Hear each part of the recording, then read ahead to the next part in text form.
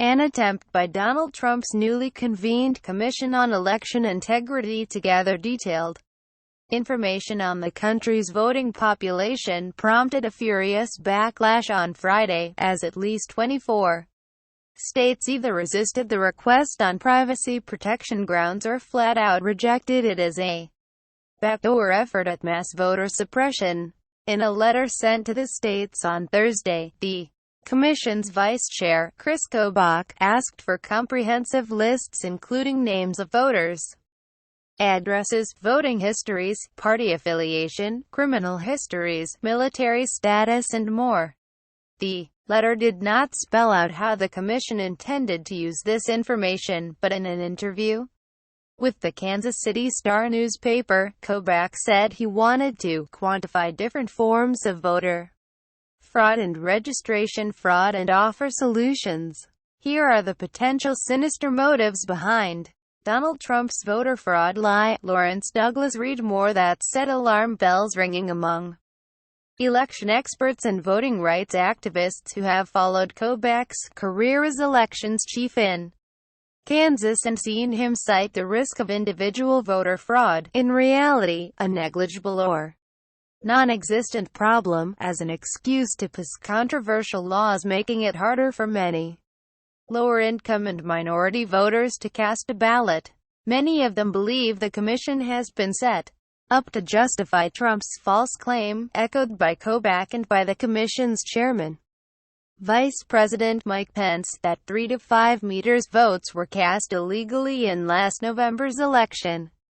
California's elections chief, Alex Padilla, said his state's participation would only serve to legitimize the false and already debunked claims of massive voter fraud. He called the Commission a waste of taxpayer money and a distraction from the real threats to the integrity of our elections today: aging voting systems and documented Russian interference in our elections. At least 12 other states, including Kentucky, Massachusetts, Minnesota, Mississippi, New York, Tennessee, and Virginia, have issued similar refusals to cooperate. This entire commission is based on the specious and false notion that there was widespread voter fraud last November. Virginia's Democratic Governor, Terry McAuliffe, said, "At best this commission was set up as a pretext to validate Donald Trump's alternative election facts, and at worst is a tool to commit large-scale voter suppression." Facebook, Twitter, Pinterest. White House says Trump still holds unsupported voter fraud belief in other 11 states raised questions, in many cases because they are concerned their laws maintaining confidentiality and privacy could become moot once their lists were in the hands of the federal government. Bizarrely, even Kansas, with Kobach as elections chief, said it could not fully comply with the request because state law did not permit release of even partial social security numbers. Although the strongest opposition came from Democrats, the resistance to Kobach's request crossed party lines. Many state-level Republicans, such as Ohio Secretary of State John Husted, insisted they ran clean and fair elections and did not have issues with fraud. This entire commission is based on the specious and false notion that there was widespread voter fraud last November. Terry McAuliffe, Virginia governor. Election experts do not dispute there is room for improvement in many aspects of the U.S. electoral system, including the streamlining of its voter registration records. But they say this commission is blatantly partisan. Pence, Kobach, and fellow member Kenneth Blackwell are all Republicans with track records of championing vote suppression mechanisms, and seemingly uninterested in adopting meaningful solutions to real problems.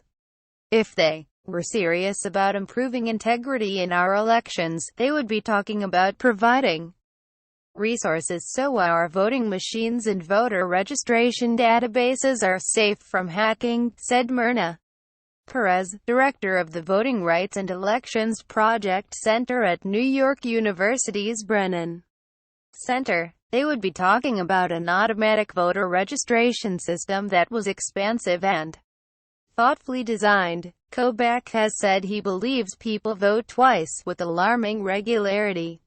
As Kansas Secretary of State, he runs a proprietary interstate cross-check program designed to catch double voters across 30 participating states.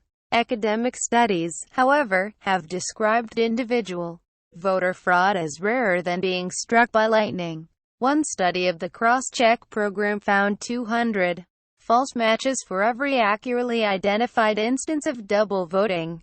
Kobach's letter raised further hackles because it gave states just over 2 weeks to respond and did not acknowledge the privacy and confidentiality issues in many state statute, much less address them. In at least one instance, the letter was addressed to the wrong state official, which critics took as another sign of overall sloppiness. Charles Stewart, an election expert and political science professor at the Massachusetts Institute of Technology, called the letter naive about voter list matching. It isn't a whole lot different from requests from graduate students and researchers just getting into the field, he said.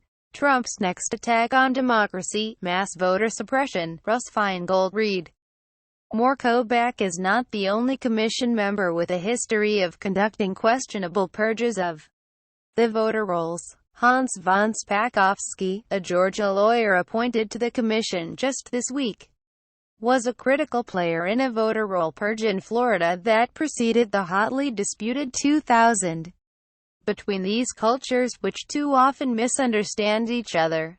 In this compelling and evocative, accurate memoir, we accompany Mekhenet as she journeys behind the lines of jihad, starting in the German ID laws, since introduced in many Republican-run states, which have also been shown to suppress the votes of minorities and the poor and give the Republicans an extra edge of up to 3 percentage points over the Democrats.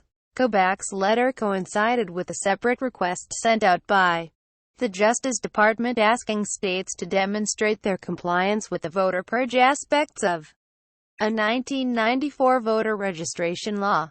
Many voting rights activists suspect Kobach is in favor of amending or scrapping the 1994 law, based on a document captured by a photographer last November when Kobach met then-President-elect Trump at his New Jersey golf club. When a judge discovered that Kobach had denied the document's existence in court filings, he fined Kobach $1,000 and upbraided him for his deceptive conduct and lack of candor. Facebook, Twitter, Pinterest. Chris Kobach was photographed with a stack of papers before his meeting with President-elect Trump.